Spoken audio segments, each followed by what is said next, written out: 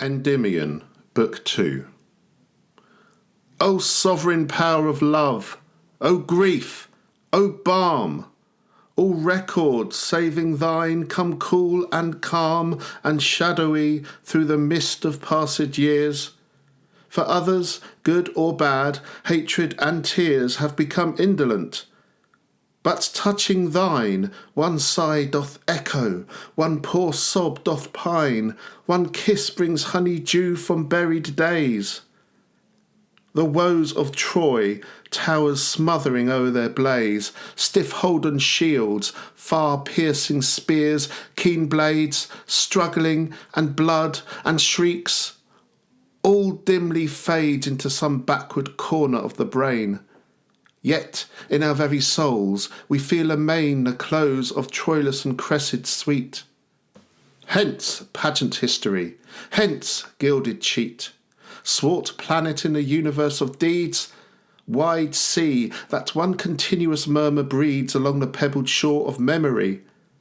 Many old rotten timbered boats there be upon thy vaporous bosom, magnified to goodly vessels. Many a sail of pride and golden keeled is left unlaunched and dry. But wherefore this? What care, though owl did fly about the great Athenian admiral's mast? What care, though striding Alexander passed the Indus with his Macedonian numbers? Though old Ulysses tortured from his slumbers the glutted Cyclops? What care? Juliet leaning amid her window flowers, sighing, weaning tenderly her fancy from its maiden snow, doth more avail than these. The silver flow of heroes' tears, the swoon of Imogen, fair Pastorella in the bandit's den, are things to brood on with more ardency than the death day of empires. Fearfully must such conviction come upon his head, who, thus far, discontent has dared to tread, without one muse's smile or kind behest, the path of love and poesy. But rest in chaffing restlessness is yet more drear than to be crushed in striving to uprear love's standard on the battlements of song. So once more days and nights aid me along, like legioned soldiers. Brain-sick shepherd prince, what promised hast thou, faithful guarded, since the day of sacrifice? Or have new sorrows come with the constant dawn upon thy morrows? Alas, 'tis his old grief. For many days has he been wandering in uncertain ways, through wilderness and woods of mossed oaks, counting his woe-worn minutes by the strokes of the lone woodcutter, and listening still, hour after hour, to each lush-leaved rill. Now he is sitting by a shady spring, and elbow-deep, with feverous fingering, stems the upbursting cold. A wild rose-tree pavilions him in bloom, and he doth see a bud which snares his fancy. Lo! But now he plucks it, dips its stalk in the water. How? It swells, it buds, it flowers beneath his sight. And in the middle there is softly pight a golden butterfly, upon whose wings there must be surely charactered strange things, for with wide eye he wonders and smiles oft. Lightly this little herald flew aloft, followed by glad Endymion's clasped hands. Onward it flies. From languor's sullen bands his limbs are loosed, and eager on he hies, dazzled to trace it in the sunny skies.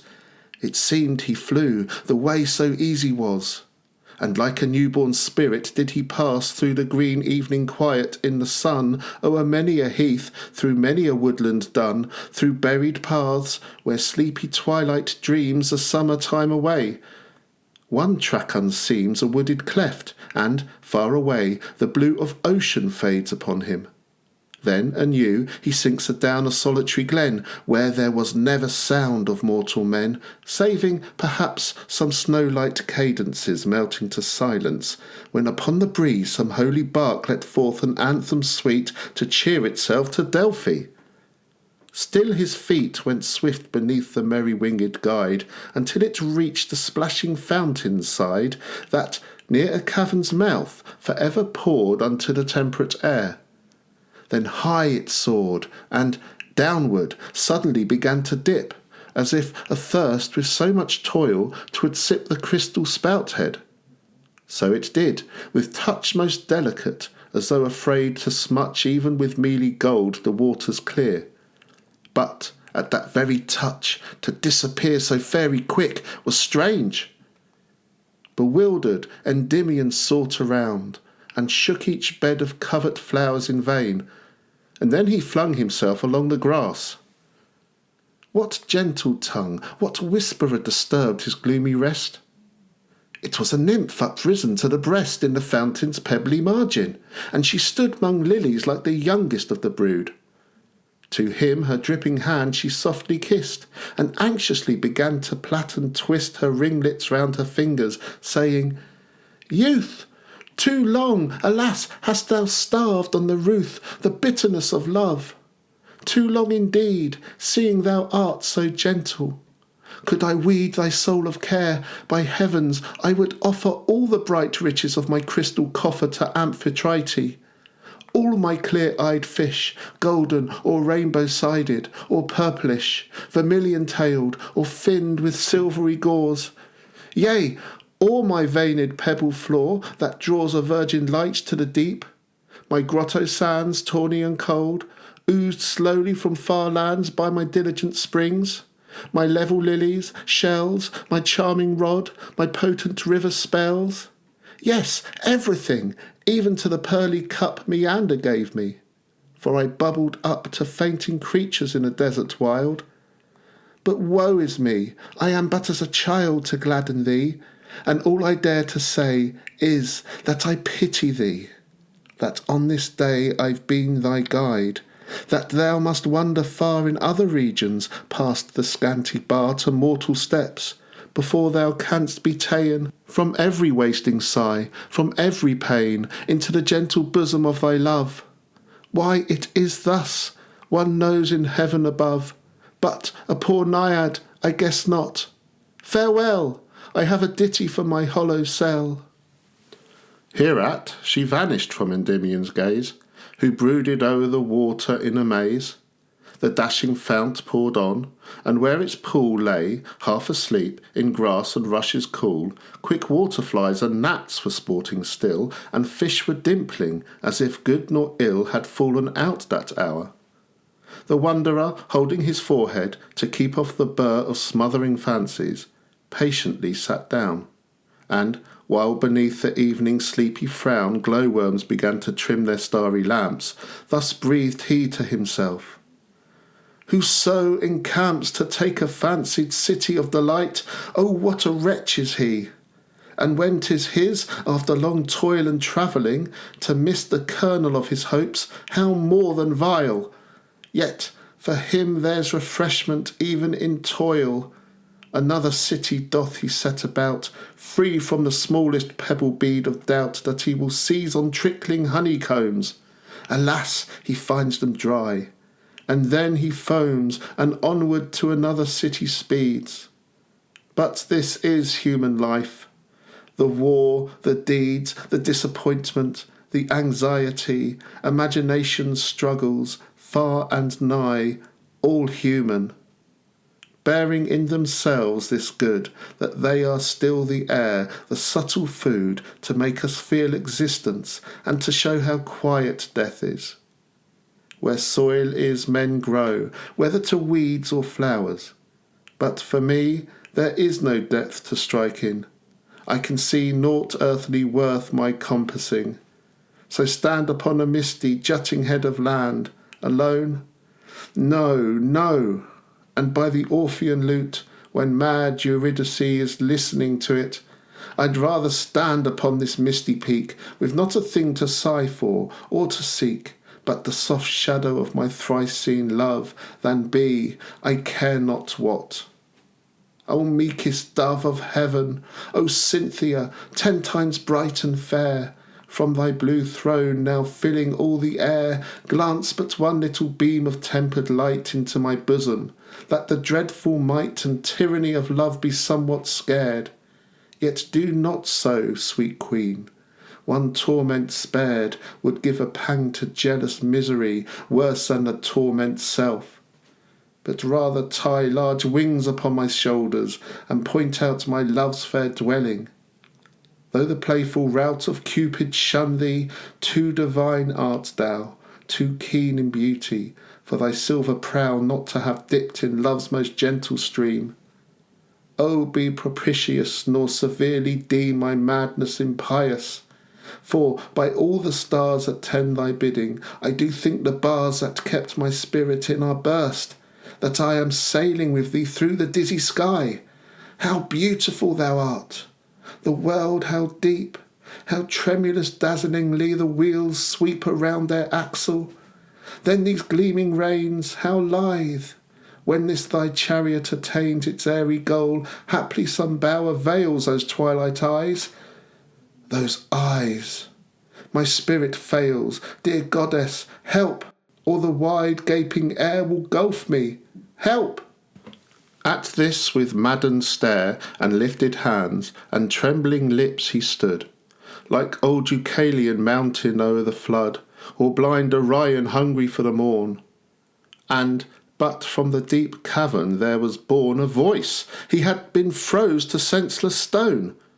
Nor sigh of his, nor plaint, nor passioned moan had more been heard.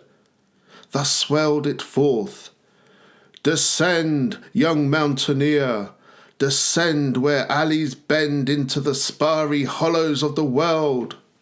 Oft hast thou seen bolts of the thunder hurled as from thy threshold. Day by day hast been a little lower than the chilly sheen of icy pinnacles, and dipst thine arms into the deadening ether that still charms their marble being. Now, as deep profound are those are high, descend. He ne'er is crowned with immortality, who fears to follow where airy voices lead. So through the hollow, the silent mysteries of earth, descend."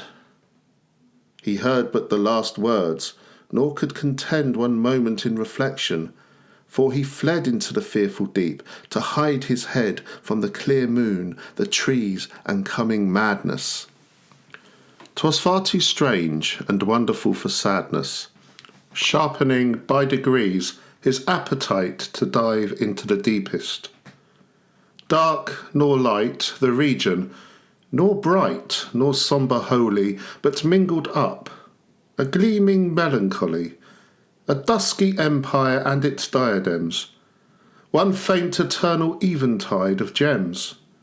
Aye, millions sparkled on a vein of gold, along whose track the prince quick footsteps told, with all its lines abrupt and angular, outshooting sometimes like a meteor star through a vast anta. Then the metal woof, like Vulcan's rainbow, with some monstrous roof curves hugely. Now, far in the deep abyss, it seems an angry lightning, and doth hiss fancy into belief. Anon it leads through winding passages, where sameness breeds vexing conceptions of some sudden change, whether to silver grots or giant range of sapphire columns, or fantastic bridge athwart a flood of crystal. On a ridge now fareth he, that o'er the vast beneath towers like an ocean cliff, and whence he seeth 100 waterfalls, whose voices come but as the murmuring surge. Chilly and numb his bosom grew, when first he, far away, descried an orbed diamond, set to fray old darkness from his throne. 'Twas like the sun uprisen o'er chaos, and with such a stun came the amazement that, absorbed in it, he saw not fiercer wonders, past the wit of any spirit to tell, but one of those who, when this planet's sphering time doth close, will be its high remembrancers. Who they? The mighty ones who have made eternal day for Greece and England.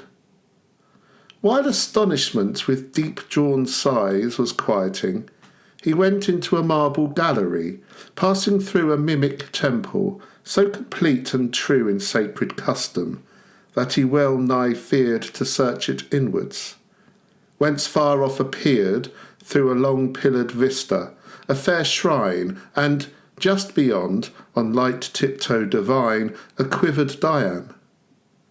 Stepping awfully, the youth approached, oft turning his veiled eye down sidelong aisles and into niches old. And when, more near against the marble cold, he had touched his forehead, he began to thread all courts and passages where silence dead, roused by his whispering footsteps, murmured faint.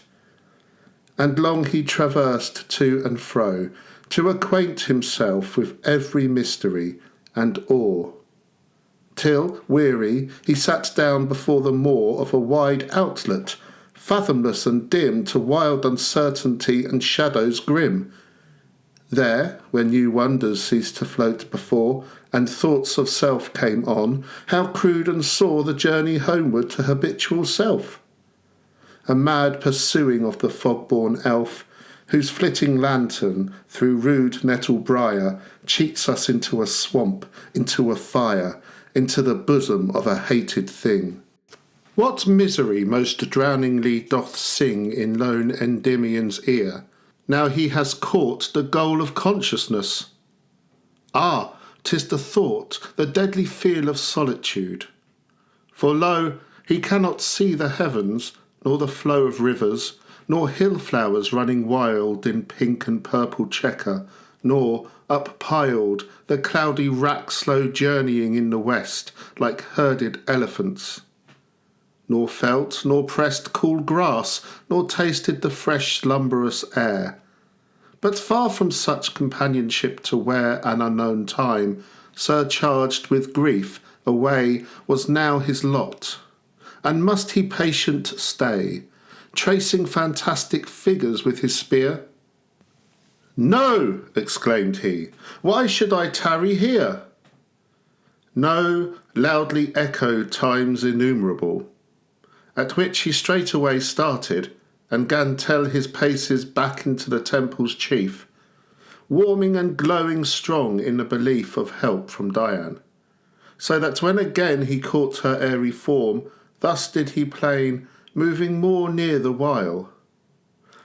"O haunter chaste of river sides, and woods, and heathy waste, where with thy silver bow and arrows keen art thou now forested? O woodland queen, what smoothest air thy smoother forehead woos? Where dost thou listen to the wide halloos of thy disparted nymphs?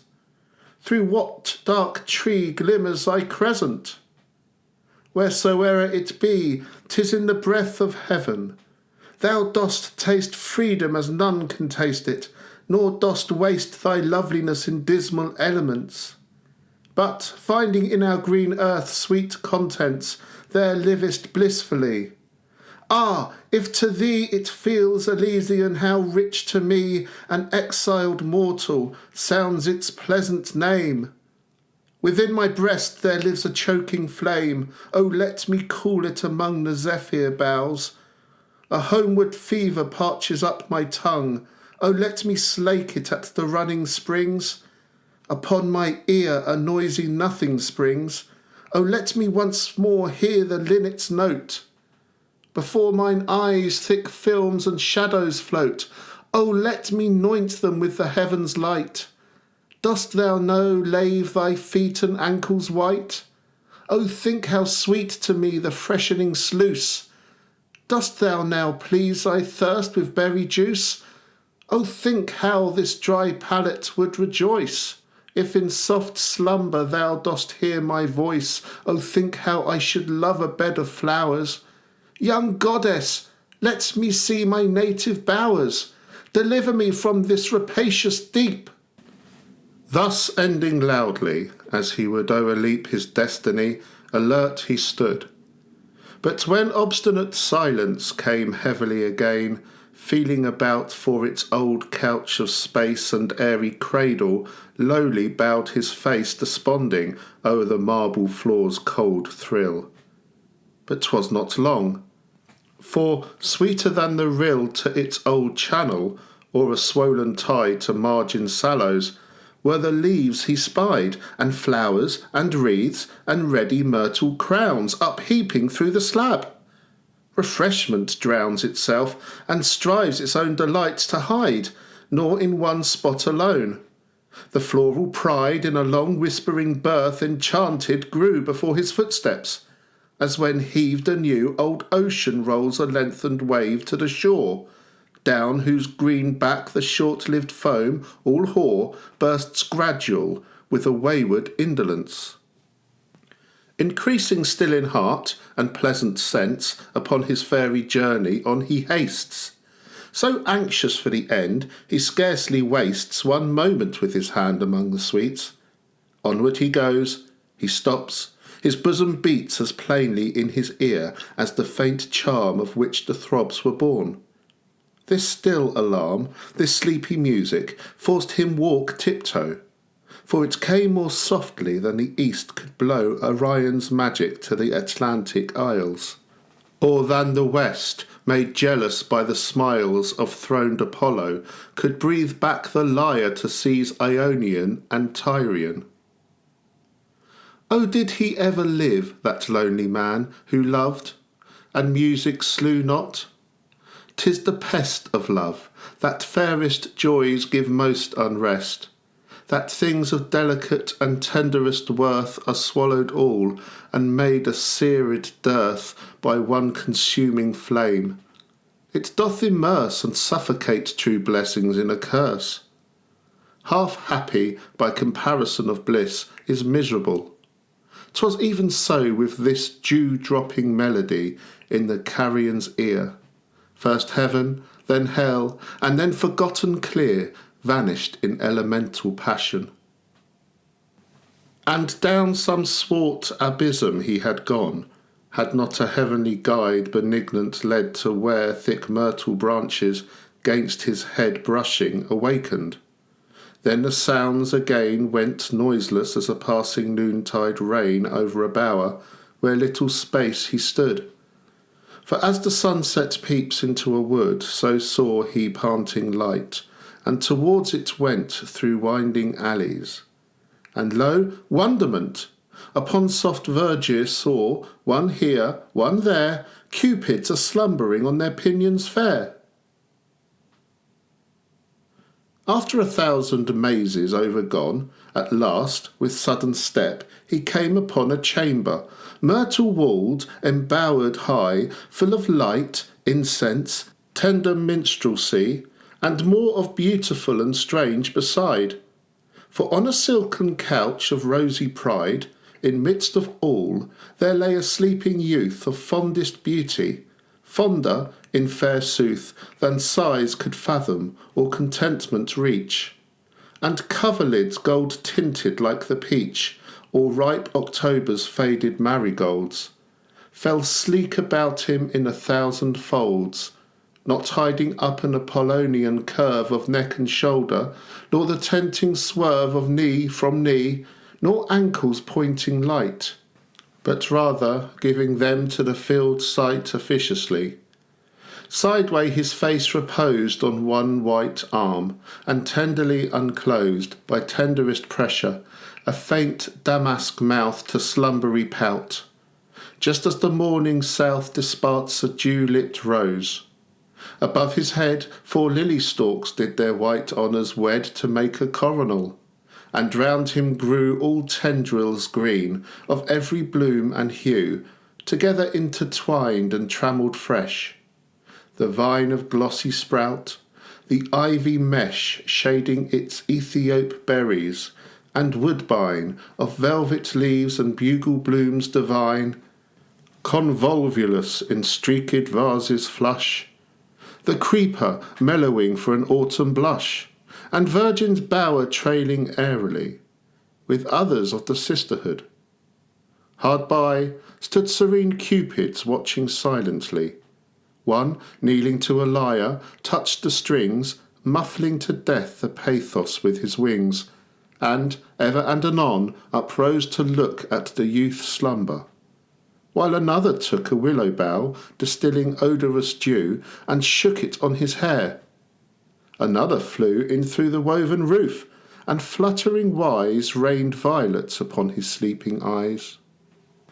At these enchantments, and yet many more, the breathless Latmian wondered o'er and o'er, until, impatient in embarrassment, he forthright passed, and lightly treading went to that same feathered lyrist, who straightway, smiling, thus whispered, "Though from upper day thou art a wanderer, and thy presence here might seem unholy, be of happy cheer, for 'tis the nicest touch of human honour, when some ethereal and high-favouring donor presents immortal bowers to mortal sense, as now 'tis done to thee, Endymion. Hence was I in no wise startled, so recline upon these living flowers. Here is wine, alive with sparkles. Never, I aver, since Ariadne was a vintager, so cool a purple. Taste these juicy pears, sent me by sad Vertumnus, when his fears were high about Pomona. Here is cream, deepening to richness from a snowy gleam, sweeter than that nurse Amalthea skimmed for the boy Jupiter. And here, undimmed by any touch, a bunch of blooming plums ready to melt between an infant's gums.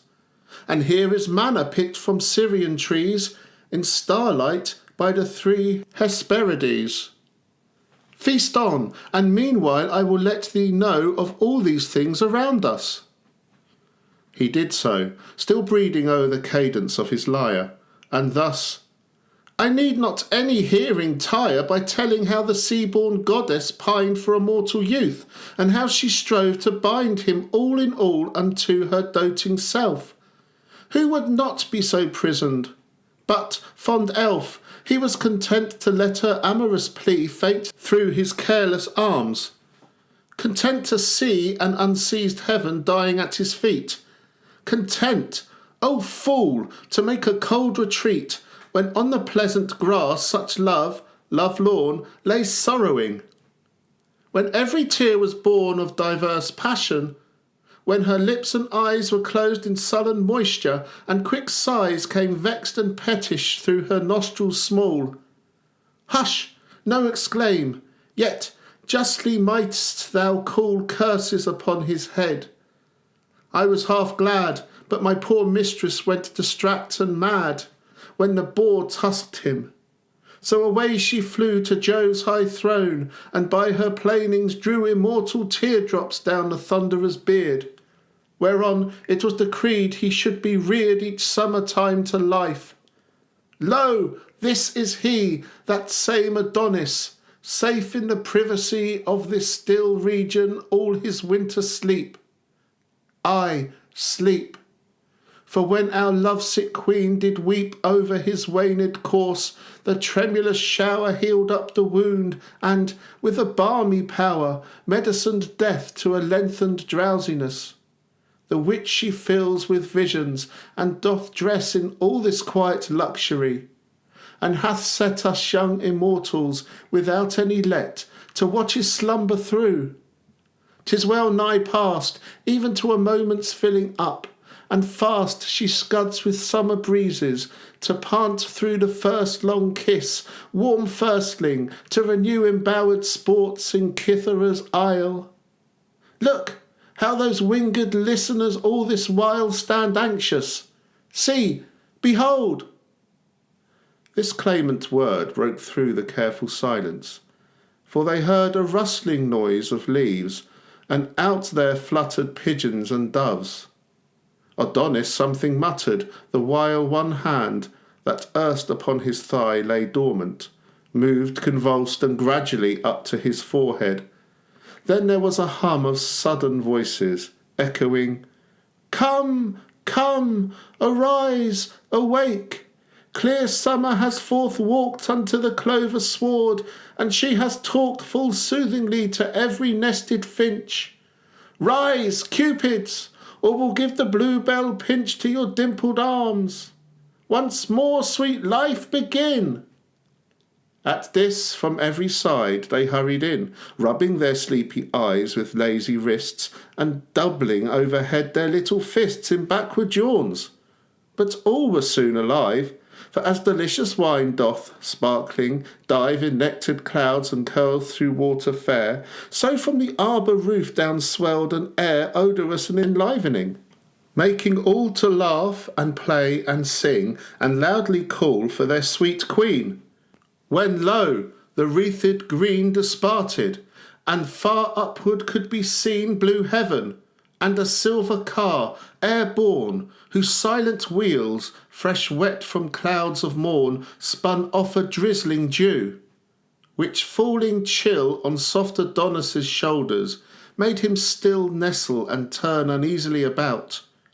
Soon were the white doves plain, with necks stretched out, and silken traces lightened in descent. And soon, returning from love's banishment, Queen Venus leaning downward open-armed, her shadow fell upon his breast, and charmed a tumult to his heart, and a new life into his eyes. Ah, miserable strife, but for her comforting! Unhappy sight, but meeting her blue orbs! Who can write of these first minutes? The unchariest muse to embracements warm as theirs makes coy excuse. Oh, it has ruffled every spirit there, saving love's self, who stands superb to share the general gladness. Awfully he stands, a sovereign quell is in his waving hands. No sight can bear the lightning of his bow. His quiver is mysterious, none can know what themselves think of it. From forth his eyes there darts strange light of varied hues and dyes. A scowl is sometimes on his brow, but who look full upon it feel anon the blue of his fair eyes run liquid through their souls. Endymion feels it, and no more controls the burning prayer within him. So, bent low, he had begun a plaining of his woe. But Venus, bending forward, said, "My child, favour this gentle youth. His days are wild with love. He, but alas, too well I see thou know'st the deepness of his misery. Ah, smile not so, my son. I tell thee true, that when through heavy hours I used to rue the endless sleep of this new-born Adon, this stranger I pitied. For upon a dreary morning once I fled away into the breezy clouds to weep and pray for this my love. For vexing Mars had teased me even to tears. Thence, when a little eased, down looking, vacant, through a hazy wood, I saw this youth as he despairing stood. Those same dark curls blown vagrant in the wind, those same full-fringed lids a constant blind over his sullen eyes. I saw him throw himself on withered leaves, even as though death had come sudden. For no jot he moved, yet muttered wildly. I could hear he loved some fair immortal, and that his embrace had zoned her through the night. There is no trace of this in heaven. I have marked each cheek, and find it is the vainest thing to seek, and that of all things 'tis kept secretest. Endymion, one day thou wilt be blessed. So still obey the guiding hand that fends thee safely through these wonders for sweet ends. 'Tis a concealment needful in extreme, and if I guessed not so, the sunny beam thou shouldst mount up to with me. Now adieu! Here must we leave thee." At these words up flew the impatient doves, up rose the floating car, up went the hum celestial. Higher far the Latmian saw them minish into naught, and, when all were clear vanished, still he caught a vivid lightning from that dreadful bow. When all was darkened, with Etnian throe the earth closed, gave a solitary moan, and left him once again in twilight lone. He did not rave, he did not stare aghast, for all those visions were gone and past, and he in loneliness. He felt assured of happy times, when all he had endured would seem a feather to the mighty prize. So, with unusual gladness, on he hies through caves and palaces of mottled ore, gold dome and crystal wall and turquoise floor, black polished porticos of awful shade, and, at the last, a diamond balustrade, leading afar past wild magnificence, spiral through ruggedest loopholes, and thence stretching across a void, then guiding o'er enormous chasms, where all foam and roar streams subterranean teased their granite beds, then heightened just above the silvery heads of 1,000 fountains, so that he could dash the waters with his spear. But at the splash, done heedlessly, those spouting columns rose sudden a poplar's height, and began to enclose his diamond path with fretwork, streaming round alive and dazzling cool, and with a sound, haply, like dolphin tumults, when sweet shells welcome the float of Thetis. Long he dwells on this delight, for every minute's space the streams with changed magic interlace, sometimes like delicatest lattices, covered with crystal vines, then weeping trees moving about as in a gentle wind, which, in a wink, to watery gauze refined, poured into shapes of curtained canopies, spangled and rich with liquid broideries of flowers, peacocks, swans, and naiads fair.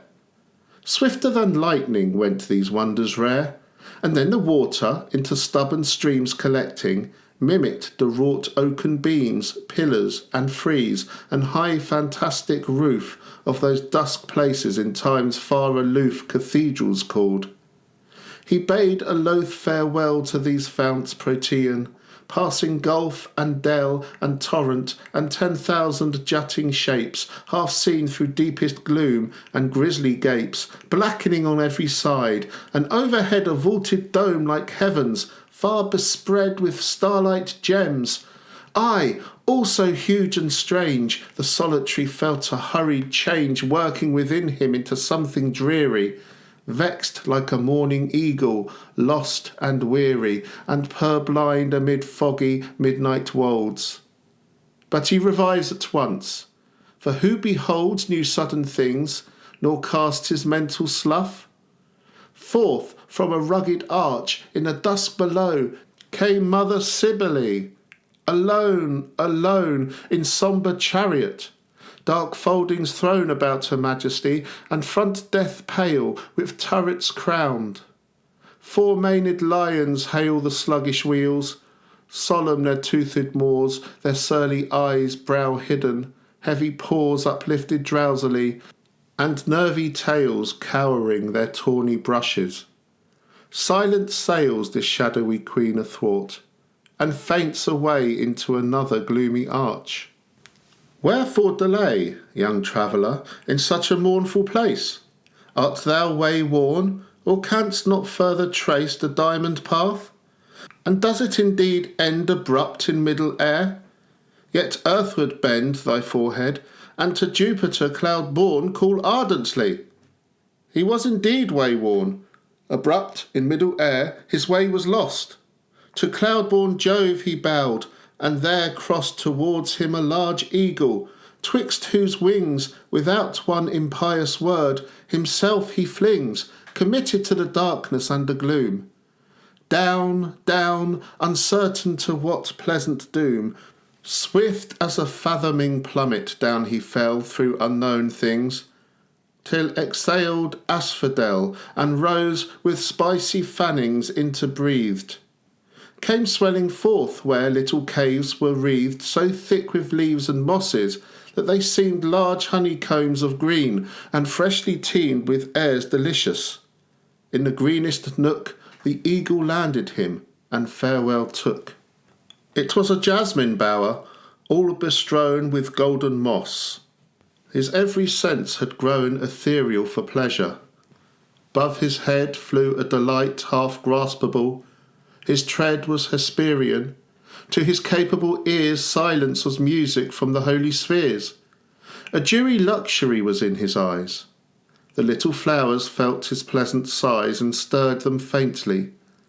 Verdant cave and cell he wandered through, of wondering at such swell of sudden exultation.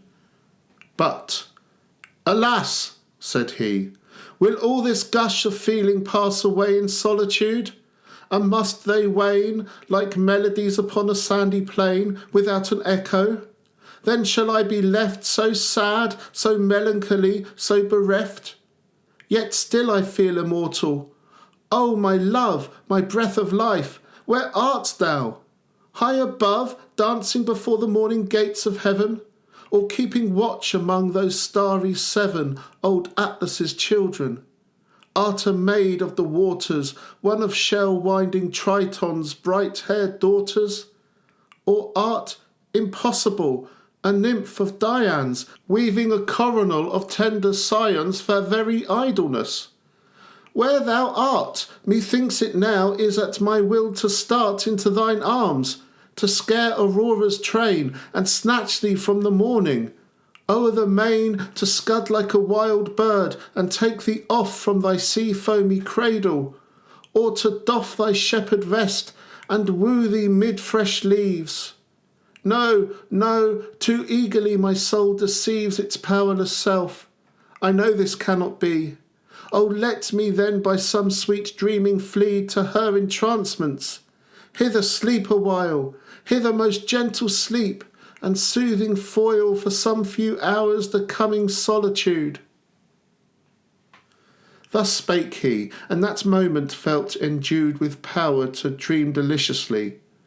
So wound through a dim passage, searching till he found the smoothest mossy bed and deepest, where he threw himself, and just into the air, stretching his indolent arms, he took, O bliss, a naked waist.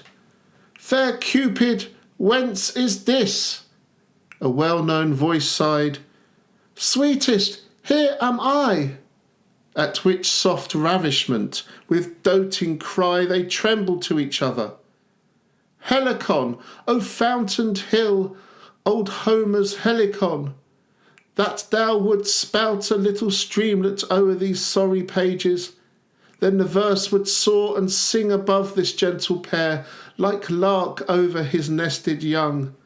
But all is dark around thine aged top, and thy clear fount exhales in mists to heaven.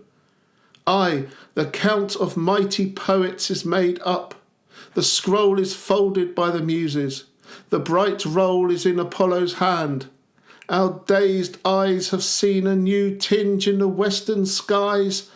The world has done its duty. Yet, oh yet, although the sun of poesy is set, these lovers did embrace, and we must weep that there is no old power left to steep a quill immortal in their joyous tears. Long time in silence did their anxious fears question that thus it was. Long time they lay fondling and kissing every doubt away. Long time ere soft caressing sobs began to mellow into words, and then there ran two bubbling springs of talk from their sweet lips. O known unknown, from whom my being sips such darling essence, wherefore may I not be ever in these arms? In this sweet spot pillow my chin for ever? Ever press these toying hands and kiss their smooth excess? Why not for ever and for ever feel that breath about my eyes? Ah, thou wilt steal away from me again, indeed, indeed. Thou wilt be gone away, and wilt not heed my lonely madness. Speak, my kindest fair, is it to be so? No, who will dare to pluck thee from me? And, of thine own will, full well I feel thou wouldst not leave me. Still let me entwine thee surer, surer. Now, how can we part? Elysium, who art thou? Who, that thou canst not be for ever here, or lift me with thee to some starry sphere? Enchantress, tell me by this soft embrace, by the most soft completion of thy face, those lips, O slippery blisses, twinkling eyes, and by these tenderest, milky sovereignties, these tenderest, and by the nectar wine, the passion. O loved Ida the divine, Endymion, dearest, ah, unhappy me, his soul will scape us, O felicity, how he does love me! His poor temples beat to the very tune of love. How sweet, sweet, sweet! Revive, dear youth, or I shall faint and die. Revive, or these soft hours will hurry by in tranced dullness. Speak, and let that spell affright this lethargy. I cannot quell its heavy pressure, and will press at least my lips to thine, that they may richly feast until we taste the life of love again. What? Dost thou move? Dost kiss? O bliss! O pain! I love thee, youth, more than I can conceive, and so long absence from thee doth bereave my soul of any rest. Yet must I hence. Yet can I not to starry eminence uplift thee, nor for very shame can own myself to thee.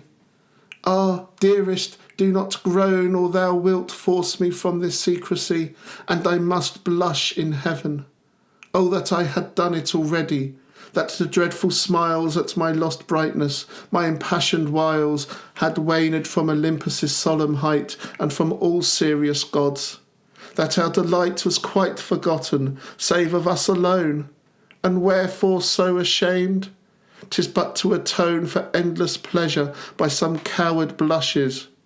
Yet must I be a coward? Horror rushes too palpable before me, the sad look of Jove, Minerva's start, no bosom shook with awe of purity, no Cupid pinion in reverence veiled, my crystalline dominion half lost, and all old hymns made nullity. But what is this to love? Oh, I could fly with thee into the ken of heavenly powers, so thou wouldst thus, for many sequent hours, press me so sweetly. Now I swear at once that I am wise, that Pallas is a dunce. Perhaps her love like mine is but unknown. Oh, I do think that I have been alone in chastity. Yes, Pallas has been my sighing, while every eve saw me my hair uptying with fingers cool as aspen leaves. Sweet love, I was as vague as solitary dove, nor knew that nests were built. Now a soft kiss, aye, by that kiss I vow an endless bliss, an immortality of passions thine. Ere long I will exalt thee to the shine of heaven ambrosial, and we will shade ourselves whole summers by a river glade, and I will tell thee stories of the sky, and breathe thee whispers of its minstrelsy. My happy love will overwing all bounds. Oh, let me melt into thee. Let the sounds of our close voices marry at their birth. Let us entwine hoveringly. O dearth of human words, roughness of mortal speech, lispings empyrean will I sometime teach thine honeyed tongue, lute breathings which I gasp to have thee understand, now while I clasp thee thus and weep for fondness. I am pained, Endymion. Woe, woe! Is grief contained in the very deeps of pleasure, my soul life? Hereat, with many sobs, her gentle strife melted into a languor. He returned entranced, vows and tears. Ye who have yearned with too much passion will here stay and pity, for the mere sake of truth. As 'tis a ditty not of these days, but long ago 'twas told by a cavern wind unto a forest old. And then the forest told it in a dream to a sleeping lake, whose cool and level gleam a poet caught as he was journeying to Phoebus' shrine. And in it he did fling his weary limbs, bathing an hour's space, and after, straight in that inspired place, he sang the story up into the air, giving it universal freedom. There has it been ever sounding for those ears whose tips are glowing hot. The legend cheers yon sentinel stars, and he who listens to it must surely be self-doomed, or he will rue it. For quenchless burnings come upon the heart, made fiercer by a fear lest any part should be engulfed in the eddying wind, as much as here is penned doth always find a resting place, thus much comes clear and plain. Anon the strange voice is upon the wane, and 'tis but echoed from departing sound, that the fair visitant at last unwound her gentle limbs, and left the youth asleep. Thus a tradition of the gusty deep. Now turn we to our former chroniclers. Endymion awoke, that grief of hers sweet paining on his ear. He sickly guessed how lone he was once more, and sadly pressed his empty arms together, hung his head, and most forlorn upon that widowed bed sat silently. Love's madness he had known. Often with more than tortured lion's groan moanings had burst from him, but now that rage had passed away. No longer did he wage a rough-voiced war against the dooming stars. No, he had felt too much for such harsh jars. The lyre of his soul Aeolian tuned forgot all violence, and but communed with melancholy thought. Oh, he had swooned drunken from pleasure's nipple, and his love henceforth was dove-like. Loath was he to move from the imprinted couch, and when he did, 'twas with slow, languid paces, and face hid in muffling hands. So tempered, out he strayed, half seeing visions that might have dismayed Alecto's serpents, ravishments more keen than Hermes' pipe, when anxious he did lean over eclipsing eyes. And at the last it was a sounding grotto, vaulted, vast, o'er-studded with 1,000 pearls, and crimson-mouthed shells with stubborn curls, of every shape and size, even to the bulk in which whales arbour close, to brood and sulk against an endless storm. Moreover, too, fish semblances of green and azure hue, ready to snort their streams.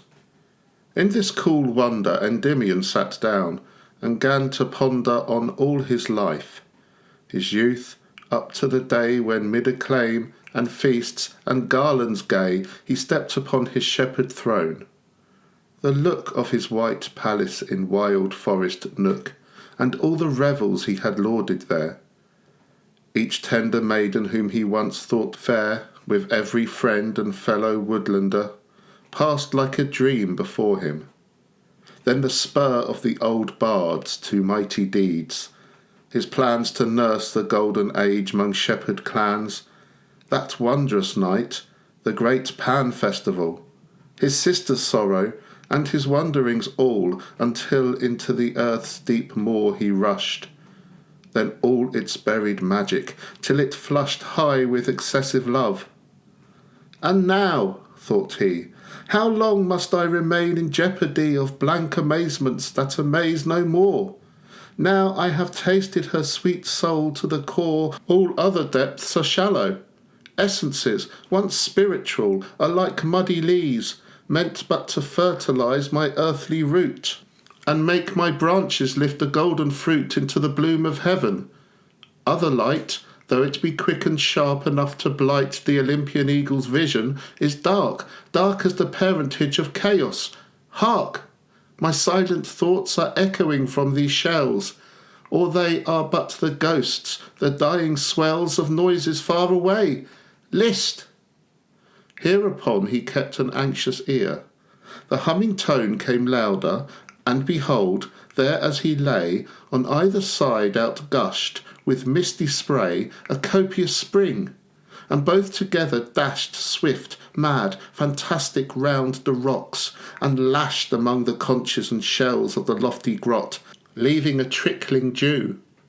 At last they shot down from the ceiling's height, pouring a noise as of some breathless racers whose hopes poise upon the last few steps, and with spent force along the ground they took a winding course.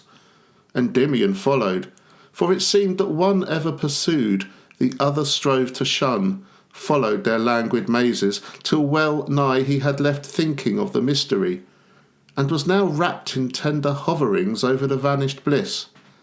Ah, what is it sings his dream away? What melodies are these? They sound as through the whispering of trees, not native in such barren vaults. Give ear. O Arethusa, Peerless nymph, why fear such tenderness as mine? Great Diane, why didst thou hear her prayer? Oh, that I were rippling round her dainty fairness now, circling about her waist, and striving how to entice her to a dive, then stealing in between her luscious lips and eyelids thin. Oh, that her shining hair was in the sun, and I distilling from it thence to run in amorous rillets down her shrinking form, to linger on her lily shoulders, warm between her kissing breasts, and every charm touch raptured. See how painfully I flow. Fair maid, be pitiful to my great woe. Stay thy weary course, and let me lead a happy wooer to the flowery mead where all that beauty snared me. Cruel God, desist, or my offended mistress's nod will stagnate all thy fountains. Tease me not with siren word. Ah, have I really got such power to madden thee? And is it true? Away, away, or I shall dearly rue my very thoughts. In mercy then away, kindest Alpheus, for should I obey my own dear will, 'twould be a deadly bane. Oh, Oread Queen, would that thou hadst a pain like this of mine, then would I fearless turn and be a criminal. Alas, I burn, I shudder, gentle river, get thee hence. Alpheus, thou enchanter, every sense of mine was once made perfect in these woods. Fresh breezes, bowery lawns, and innocent floods, ripe fruits, and lonely couch, contentment gave. But ever since I heedlessly did lave in thy deceitful stream, a panting glow grew strong within me. Wherefore serve me so, and call it love? Alas, 'twas cruelty. Not once more did I close my happy eyes amid the thrush's song. Away, avaunt, oh, 'twas a cruel thing. Now thou dost taunt so softly, Arethusa, that I think if thou wast playing on my shady brink, thou wouldst bathe once again. Innocent maid, stifle thine heart no more, nor be afraid of angry powers. There are deities will shade us with their wings. Those fitful sighs 'tis almost death to hear. Oh, let me pour a dewy balm upon them. Fear no more, sweet Arethusa. Dian's self must feel sometimes these very pangs. Dear maiden, steal blushing into my soul, and let us fly these dreary caverns for the open sky. I will delight thee all my winding course, from the green sea up to my hidden source about Arcadian forests, and will show the channels where my coolest waters flow through mossy rocks, where, mid exuberant green, I roam in pleasant darkness, more unseen than Saturn in his exile, where I brim round flowery islands, and take thence a skim of mealy sweets, which myriads of bees buzz from their honeyed wings. And thou shouldst please thyself to choose the richest, where we might be incense pillowed every summer night. Doff all sad fears, thou white deliciousness, and let us be thus comforted. Unless thou couldst rejoice to see my hopeless stream hurry distracted from soul's temperate beam, and pour to death along some hungry sands. What can I do, Alpheus? Dian stands severe before me, persecuting fate. Unhappy Arethusa, thou wast late a huntress free in. At this, sudden fell those two sad streams adown a fearful dell. The Latmian listened, but he heard no more, save echo, faint repeating o'er and o'er the name of Arethusa. On the verge of that dark gulf he wept, and said, I urge thee, gentle goddess of my pilgrimage, by our eternal hopes to soothe, to assuage, if thou art powerful, these lovers' pains, and make them happy in some happy plains. He turned. There was a whelming sound. He stepped. There was a cooler light. And so he kept towards it by a sandy path. And lo, more suddenly than doth a moment go, the visions of the earth were gone and fled. He saw the giant sea above his head.